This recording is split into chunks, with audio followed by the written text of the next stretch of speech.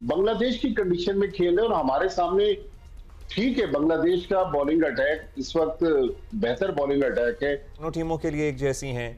क्या है कि हम उतने रन नहीं कर पाते या हमारे बॉलर्स की वो कारकर्दगी नहीं है as compare to the opponent? मतलब सेम कंडीशंस है ना हमारे। अस्सलाम वालेकुम जी, welcome back to my channel. আমি সুমাইয়ান, আপনারা দেখছেন সুমাইয়ান রিয়েকশন বাংলা। আমি ভালো আছি, আশা করি সবাই ভালো আছেন। यहाँ पे जी बांग्लादेश ने पाकिस्तान टीम को एक बहुत बड़ा पहाड़ जितना हदफ जो है वो दे दिया है। बांग्लादेश की टीम ने 437 का जो एक स्कोर बनाया है, जिसको अब पाकिस्तान ने चेज़ करना है और पाकिस्तान राइट नाउ खेल रहा है। यहाँ पे पाकिस्तान का मीडिया पाकिस्तानी एक तरफ बांग्लादेशी जो टाइगर्स हैं उनकी बहुत ज़्यादा तारीफ़ कर रहे हैं, साथ ही ये बोल रहे हैं कि लाइक पाकिस्तान के जो प्लेयर्स हैं इनको बिल्कुल भी खेलना नहीं आता, ये इस काबिल नहीं रहे कि बांग्लादेश टीम का सामना कर सकें। यहाँ पे बांग्लादेश की टीम ने कॉन्टीन्यूसली बहुत बेहतरीन परफॉर्मेंस जो है वो की है, बहुत अच्छा परफॉर्म किया है, लेकिन यहाँ पे पाकिस्तान टीम के जो खिलाड़ी हैं वो कॉन्टीन्यूसली नीचे की तरफ जा रहे हैं। यहाँ पे पाकिस्तान का मीडिया बांग्लादेशी टाइगर्स के बारे में क्या कह रहा है, ये रिपोर्ट देखें। पाकिस्तानी पूरा हर एक पाकिस्तानी जो है बांग्लादेश की तारीफ़ कर रहा है और बांग्लादेश को सपोर्ट भी कर रहा है। सो पहले हम रिपोर्ट देखते हैं। चैनल पे न्यू है तो चैनल को सब्सक्राइब करें और बेल आइकन को क्लिक करें। तो चलते हैं, देखते हैं वीडियो। Let's go. अस्सलाम वालेकुम चुप्पू याया जी, कैसे हैं? अब्दुल्ला फजल आउट हुए हैं और ज़ाहिर है अब्दुल्ला फजल हो गए, अजान अवैस हो गए। हमें ज़रा उम्मीद थी पहले टेस्ट में दोनों ने शानदार कारकर्दगी दिखाई थी। सो क्या आपको चांसेस लग रहे हैं टीम पाकिस्तान के याया? सबसे पहले तो वालेकुम अस्सलाम अब्दुल्ला और Huma, thank you very much. और जहां तक आपने बात की उम्मीदों के चिरागों के रोशन होने की, उम्मीदों के चिराग तो रोशन है लेकिन बहुत तेज हवाएं चल रही हैं। 147 किलोमीटर फी घंटे की रफ्तार से नाहिद राना बॉल डाल रहे हैं मैदान पर। बांग्लादेश के सबसे कामयाब बॉलर हैं, उनको भी इंट्रोड्यूस करा दिया है और 1 घंटा सर्वाइव जरूर किया हमारे दोनों कल के नॉट आउट ओपनर्स अब्दुल्ला फजल और आजान अवैस ने। बट अब से थोड़ी देर पहले अब्दुल्ला फजल आउट होकर पवेलियन लौट चुके हैं और कप्तान शान मसूद, जिनकी कप्तानी और जिनके करियर का चिराग जो है वो टिमटिमा रहा है, वेल डन बांग्लादेश, जो है वो इस वक्त बुझने के करीब है। वो बल्लेबाजी करने के लिए आए हैं और 16 गेंदों पर 9 रन उन्होंने स्कोर किए हैं, 2 चौके उन्होंने लगाए हैं। शेकी खेल रहे हैं, तेज खेलने की कोशिश कर रहे हैं, स्कोर बोर्ड को चलाने की कोशिश कर रहे हैं, लेकिन ये सफर बहुत लंबा है और इस सफर में शान मसूद को कदम जमाने होंगे। लेकिन उम्मीद पर दुनिया कायम है, लेकिन इतना आसान है नहीं जितना लग रहा है। अच्छा, अब ये हमारी जो नई बॉल के जो चैलेंजेस होते हैं जो हर मैच में होते हैं, उससे तो आगे चले गए हैं ना, वो तो ओपनर्स ने कर ही दिया भट्टी साहब। तो अब जरा बाकी जो है वो जरा जिम्मेदारी दिखाएं। सबसे पहले तो बहुत शुक्रिया अब्दुल्ला और हुमा आपका। देखिए, बिल्कुल आपने सही कहा कि 15वां ओवर अब इनिंग्स का चल रहा है। पाकिस्तान ने नई गेंद के जो मुश्किल ओवर थे वो तो गुजार दिए, लेकिन अभी भी ये मैच हम लोग कोई ऑस्ट्रेलिया या इंग्लैंड में नहीं खेल रहे, बांग्लादेश की कंडीशन में खेल रहे और हमारे सामने ठीक है, बांग्लादेश का बॉलिंग अटैक इस वक्त बेहतर बॉलिंग अटैक है हमारे मुकाबले में, लेकिन अभी भी कोई ऐसा बॉलिंग अटैक नहीं है जो रन थ्रू कर दे और पाकिस्तान की बैटिंग को उड़ा दे। देखिए, टेस्ट मैच को टेस्ट इसलिए कहा जाता है कि बेसिकली 5 दिन में इम्तिहान होता है जो 11 खिलाड़ी खेल रहे होते हैं। अब आप इस सीरीज में अगर पाकिस्तान की बैटिंग देख ले, एक इनिंग्स में पाकिस्तान ने 52 ओवर खेले, एक में 57 ओवर खेले और एक इनिंग्स जिसमें पाकिस्तान ने 398 किए, 390 किए, तो उसमें पाकिस्तान ने 100 ओवर खेले। जबकि मुशफिकुर रहीम जो बांग्लादेश के 39 साल के बैट्समैन है, कल उन्होंने अपनी 14वीं सेंचुरी बनाई, उन्होंने अकेले ने 233 गेंदें खेली। तो मेरे ख्याल में हमें इन लड़कों को अब ये समझाना होगा कि भाई आप टेस्ट क्रिकेट खेल रहे, आप 20 ओवर की T20 क्रिकेट नहीं खेल रहे कि जिसमें आप जाएं और मार धाड़ कर आउट हो जाएं। ये हमें एट दिस स्टेज ये प्रोफेशनल क्रिकेटर्स हैं, हमें समझाना होगा ये एट दिस स्टेज। क्या ये मतलब ये क्या सब हम समझाएं इन्हें? अच्छा याया, ये बताइएगा कि कंडीशंस तो दोनों टीमों के लिए एक जैसी हैं, क्या है कि हम उतने रन नहीं कर पाते या हमारे बॉलर्स की वो कारकर्दगी नहीं है as compare to the opponent? मतलब सेम कंडीशंस है ना हमारे लिए भी, उनके लिए भी। हमारे बल्लेबाजों की परफॉर्मेंस देख लीजिए, हमारे बॉलर्स की, गेंदबाजों की परफॉर्मेंस देख लीजिए। What is not working out for us which is rather working out for Bangladesh? और ये नहीं हम कहेंगे कि होम ग्राउंड का, चलिए होम ग्राउंड का एडवांटेज हासिल है, लेकिन वो हमारे यहाँ भी हमें हरा के गए हैं। और लेट्स नॉट फॉरगेट कि कंडीशंस ऑलमोस्ट हमारे जैसी हैं। अब्दुल्ला और उमर, सवाल आपका बहुत अच्छा है, लेकिन ये मर्ज बहुत पुराना है। और एक जमाना था कि जब बांग्लादेश के साथ पाकिस्तान का मैच हुआ करता था तो लोग मैच को फॉलो ही नहीं करते थे। वो कहते थे पाकिस्तान जीत जाएगा। लेकिन अब ये सूरत हाल है कि ये चौथा टेस्ट मैच है, शिकस्त के दहाने पर हैं हम बांग्लादेश के खिलाफ। पहले बांग्लादेश ने हमको घर में आके 2-0 से हराया और अब वो 2-0 से जीतने के लिए फेवरेट नजर आ रहे हैं। जिस सवालात आपने रखे हैं, बहुत सारे सवालात हैं, कोशिश करूंगा कि कम वक्त में आपके सवालों का जवाब दे दूं।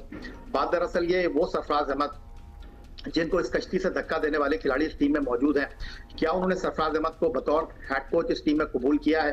दूसरी तरफ सबसे बड़ा सवाल यह है कि खिलाड़ियों का काम ग्राउंड में खेलना है, ग्राउंड में परफॉर्म करना है। जब वो सोशल मीडिया पर आपको मुतारिक नजर आएंगे, जब वो खिलाड़ी जो है वो ग्राउंड से ज्यादा बाहर की चीजों पर नजर रखेंगे, तो फिर ऐसा ही होगा। आपने इस सीरीज में हसन अली को शामिल किया, आखिरी 5 टेस्ट इनिंग में उनकी कोई विकेट नहीं थी। इस टेस्ट मैच में हसन अली को टीम में शामिल करने की वजह समझ नहीं आई। साजिद खान को आपने टीम में शामिल किया, वो एक बॉलर से ज्यादा बैट्समैन आपको नजर आए। फिर उसके बाद खुर्रम शहजाद को आपने टीम में शामिल किया, पहली इनिंग में भी 4 आउट किए, दूसरी इनिंग में भी 4 आउट किए। वो तो कल बांग्लादेश की टीम आउट हो गई, वरना शायद खुर्रम शहजाद जो है वो बॉलिंग ही नहीं करवा पाते, वो फिटनेस के मसाइल से 2-4 हो गए। इसके अलावा अगर आप पाकिस्तान टीम के खिलाड़ियों की बात करें, आज के मैच में पाकिस्तान ये मैच जीते या पाकिस्तान इस मैच में मुस्बत नतीजा ना लेकर आए, 50 रन 70 रन आपको ये नहीं चाहिए। आपको मैच विनिंग परफॉर्मेंस चाहिए। पहले टेस्ट मैच में बांग्लादेश के कप्तान जो थे, उन्होंने पहली इनिंग में 100 किया, दूसरी इनिंग में कुशल उन्होंने हाफ सेंचुरी स्कोर की। और उसके बाद अगर हम बात करते हैं पाकिस्तान के मिडल ऑर्डर बैट्समैनों की, एक इनिंग में परफॉर्म करते हैं, अगली इनिंग में परफॉर्म नहीं करते। और दूसरी तरफ एक और खिलाड़ी के खिलाफ रिव्यू की अपील हो गई है जनाब, और आजान अवैस जो है अब वो इस वक्त रिव्यू लेकर जो है वो अपनी किस्मत के फैसले के लिए तीसरे अंपायर की तरफ देख रहे हैं। बहुत सारे मसाइल हैं। जब तक हमारे खिलाड़ी खेल पर फोकस नहीं करेंगे, जब तक हमारे खिलाड़ी right man for the right job के हवाले से मुंतखब नहीं होंगे, ये मसाइल ऐसे ही चलते रहेंगे, हम ऐसे ही बात करते रहेंगे। ये जो बात है ना या सॉरी टू से, लेकिन ये अगर हम खिलाड़ी ही सही सिलेक्ट नहीं कर रहे तो हमारी सिलेक्शन कमेटी क्या कर रही है? हमारी हर क्रिटिसिज्म पे हमारी बात इसी पे आ जाती है कि what people are we selecting and what are we sending. तो ये पूरा system is at fault then. वजह फरमाया आपने, आपका सवाल गलत नहीं है। देखिए, आपने हसन अली को लेकर आए, मैंने आपको बताया कि 5 टेस्ट इनिंग में उनकी एक विकेट भी नहीं है। आप भट्ट को लेकर आए थे, किस कारकर्दगी पर आप लेकर आए? 63 फर्स्ट क्लास मैच खेले में लेकर आए थे, तो यहाँ पर आप उनको खिला देते। क्या मोहम्मद रिजवान आप ग्राउंड में कभी खेले नहीं है? आपने कभी इंटरनेशनल खिलाड़ी आउट हो गया? आपको नजर आ रहा है, आपको नजर आ रहा है एक और आउट हो गए पाकिस्तान के दूसरे बल्लेबाज भी पवेलियन लौट गए, मुश्किलात में इजाफा हो गया है। क्या यहाँ पर एक आम आदमी सवाल कर रहा है, मोहम्मद रिजवान को पाकिस्तान की टेस्ट टीम में भी होना चाहिए? वो T20 टीम से निकले हैं, उनका एटीट्यूड आप देख लीजिए, उनके खेलने का अंदाज आप देख लीजिए, अब वो टेस्ट टीम से भी बाहर होने लगे हैं। फिर उसके बाद हम बात करते हैं कि जी बाबर आजम के ऊपर हम बहुत ज्यादा क्रिटिसाइज करते हैं। मुशफ़िक और रहीम भी खेले ना, मुशफ़िक और रहीम उनके कप्तान खेले, उसके अलावा लुट्टन दास ने रिस्पॉन्सिबिलिटी का मुजाहरा किया। हमारे खिलाड़ी क्यों नहीं करते? ये क्यों सोच रहे होते हैं कि बाकी ने क्या किया है? जब तक हम ये सोचते रहेंगे यार बाकी ने तो कुछ नहीं किया, मैंने तो 50 किए हैं, मैंने तो 70 किए हैं, मेरे ऊपर सवाल उठा रहे हैं, ये सवाल ऐसे ही चलते रहेंगे। आखिरी 30 महीने में पाकिस्तान 16 टेस्ट मैच खेला है उमा, 5 कोचेस तब्दील हो चुके हैं। पाकिस्तान की 7 ओपनिंग पेयर इस टेस्ट मैच में अब्दुल्ला फजल के साथ आजान अवैस ओपनिंग कर रहे हैं, ये 7वां ओपनिंग पेयर है। तो देखिए, खिलाड़ियों को तो मौका मिल रहा है, लेकिन खिलाड़ी भी तो रिस्पॉन्सिबिलिटी का मुजाहरा करें ना। जब आप T20 की कारकर्दगी पर टेस्ट टीम सेलेक्ट करेंगे तो फिर ऐसे ही नतीजे जाएंगे। सरफराज अहमद अगर बोल्ड डिसीजन नहीं लेंगे तो फिर पाकिस्तान टीम बोल्ड आउट हो जाएगी। अच्छा, हमारा अगर हम ये हार जाते हैं सीरीज तो फिर हमारी टेस्ट रैंकिंग पे क्या फर्क पड़ेगा? टेस्ट चैंपियनशिप में हमारी क्या सूरत हाल होगी? हाँ, जो होनी है। भट्टी साहब देखिए, वर्ल्ड टेस्ट चैंपियनशिप के फाइनल के लिए तो अब्दुल्ला, मैं अभी तो हालांकि पाकिस्तान दूसरी सीरीज खेल रहा है, मुझे मुश्किल नजर आ रहा है कि हमने 1-1 सीरीज साउथ अफ्रीका से ड्रॉ की, अब ये सीरीज 2-0 हारने जा रहे हैं। अब देखिए हमने अपने गोल्स क्या सेट किए। पाकिस्तान के कप्तान हर वर्ल्ड टेस्ट चैंपियनशिप साइकिल से पहले पाकिस्तान के कप्तान और कोचेस कहते हैं कि जी हमने फाइनल खेलना है। मैं उस दिन नजमुल हसन शांतो जो बांग्लादेश के कप्तान हैं उनको सुन रहा था, उन्होंने कहा जी हमने ये अपना टारगेट सेट किया है कि हम टॉप 7 या 8 पे फिनिश करेंगे, क्योंकि लास्ट जो साइकिल था 2 साल का उसमें हम नीचे थे। तो मतलब हमें अपना माइंडसेट चेंज करना है। और जो याया ने बात की, बहुत अच्छी बात है कि पिछली सीरीज में, इस सीरीज में सरफराज अहमद कोच हैं, पिछली सीरीज में अजहर महमूद कोच थे, उससे पिछली सीरीज में आकिब जावेद कोच थे, उससे पिछली सीरीज में जैसन गिलेस्पी। तो मतलब इतनी उकाड़ पिचाड़ प्लेयर्स में हो रही है, टीम मैनेजमेंट में हो रही है। हमें सिस्टम को टाइम देना होगा, चाहे आप किसी फॉरेनर को लेकर आए, चाहे सरफराज अहमद को लेकर आए, लेकिन पीएसएल की या T20 की परफॉर्मेंस पर हम टेस्ट टीम सिलेक्ट कर रहे हैं, हम वनडे की परफॉर्मेंस पर T20 टीम सिलेक्ट कर रहे हैं।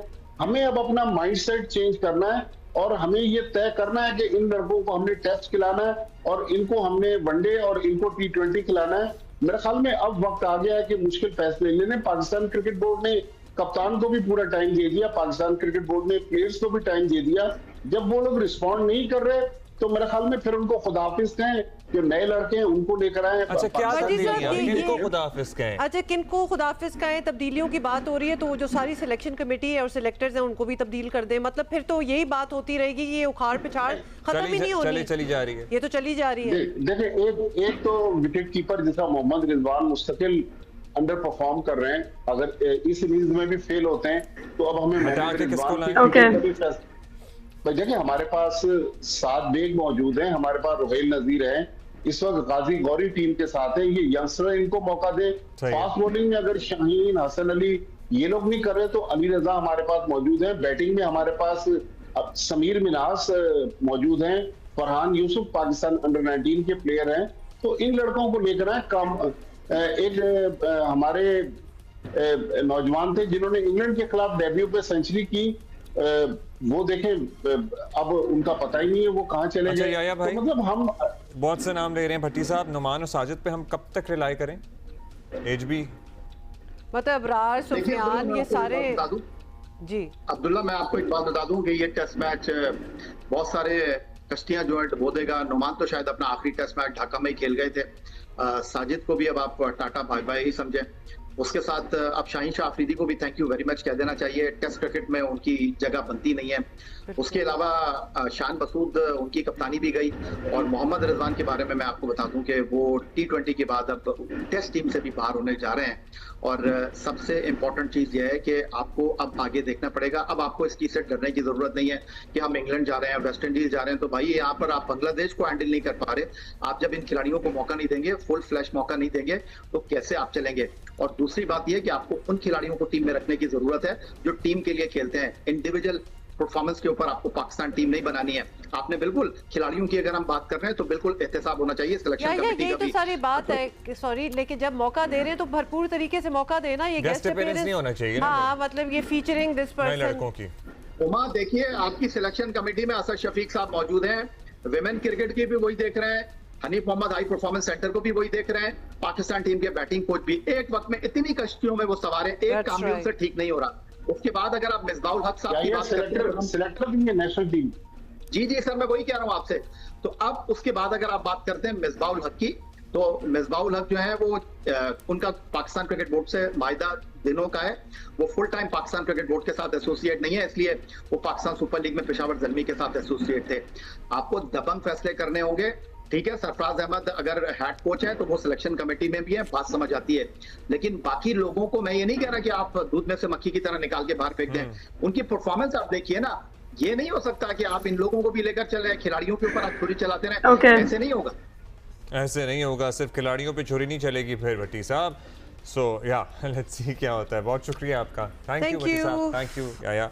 बट या पाकिस्तान ऑलरेडी लॉस्ट 2 विकेट्स और हमें पहाड़ जैसा हदफ जो है वो दिया हुआ है बांग्लादेश ने टेस्ट मैच जीतने के लिए। अच्छा जी, हमारी हालत अभी से पतली नजर आ रही है। ये रिपोर्ट आप लोगों ने देखी है। यहाँ पे जी पाकिस्तान के जो खिलाड़ियों की परफॉर्मेंस है उस पर बहुत ज़्यादा जहाँ पे क्रिटिसिज्म चल रहा है वहाँ पे बांग्लादेश की बैटिंग लाइन, बांग्लादेश की बॉलिंग को बहुत ज़्यादा अप्रिशिएट किया जा रहा है। बांग्लादेश की बॉलिंग ने पाकिस्तानियों की होश उड़ा दिए हैं। पाकिस्तान टीम को समझ नहीं आ रही कि उन्होंने खेलना कैसे है। यहाँ पे बांग्लादेशी स्पिनर्स ने जो है पाकिस्तानियों को दबोच लिया है और अब यहाँ पे पूरी तरह जो मैच है वो बांग्लादेश के हाथ में नज़र आ रहा है।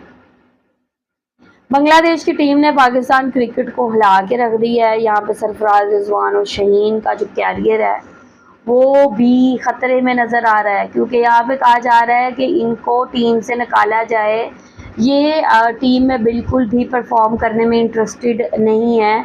और यहाँ पे अगर लाइक पाकिस्तान के बैटर्स की बात करें तो कहा जा रहा है एक बार फिर रेत की दीवार साबित हुए हैं पाकिस्तानी बैटर्स और बांग्लादेश के ख़िलाफ़ जो एक शर्मनाक किस्म की शिकस्त है वो फेस करने वाले हैं। वेल यहाँ पे अभी करंटली जो है राइट नाउ मैच चल रहा है, ठीक है। और बांग्लादेश के सामने जो होम ग्राउंड है उसका भी कुछ लोग हवाला दे रहे हैं कि ये बांग्लादेश की होम ग्राउंड है, लेकिन अगर हम प्रीवियस मैचेस को देखें तो बांग्लादेश पाकिस्तान की होम ग्राउंड पे भी पाकिस्तान को हरा चुका है। सो ये कहना बिल्कुल गलत है कि बांग्लादेश की होम ग्राउंड है इसलिए पाकिस्तान खेल नहीं पा रहा है। और स्पेशली यहाँ पे पाकिस्तान के जो खिलाड़ी हैं उनका इंटरेस्ट मेनली क्रिकेट में है ही नहीं है। उनका इंटरेस्ट है सोशल मीडिया में, ठीक है, उन चीज़ों में उनका इंटरेस्ट है और वो क्रिकेट के अंदर इंटरेस्ट ले ही नहीं रहे। So this is the reason कि पाकिस्तान की टीम जो परफॉर्म ही नहीं कर पा रही, शायद ओवर कॉन्फिडेंट थी थोड़ी बांग्लादेश को लेके और उनको लग रहा था कि बांग्लादेश से हमने मैच एम ही जीत जाना है, ठीक है। सो ये गलतफहमी पाकिस्तान टीम की दूर हो रही है। लेट्स सी ये मैच कैसे एंड होता है, आप लोग क्या कहेंगे इस हवाले से। बांग्लादेश का पहाड़ जैसा हदफ जो कि हर कोई यही कह रहा है कि बहुत मुश्किल है कि पाकिस्तान इसको अचीव कर सके। आप लोग क्या कहेंगे, आप लोगों का क्या कहना है, जो भी कहना चाहते हैं लाजमी बताएं कमेंट सेक्शन में। वीडियो को लाइक भी करें और शेयर भी करें। चैनल पे लिखा तो मेरे चैनल को सब्सक्राइब भी करें। I will see you till then.